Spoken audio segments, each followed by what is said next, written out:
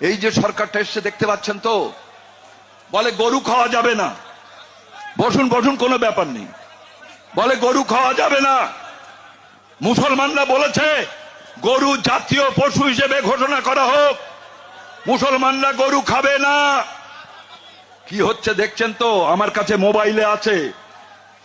5টা কোম্পানির নাম শুনলে মনে করবেন যে এগুলো বোধহয় মুসলমানদের কোম্পানি।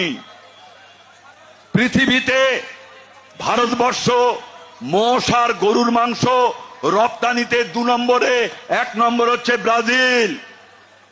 গোমাতা 14 বছর হলে পরে তবে কাটা যাবে, তাহলে বাবা মা বুড়ো হলে তারা কি লাথি মেরে মেরে ফেলবে?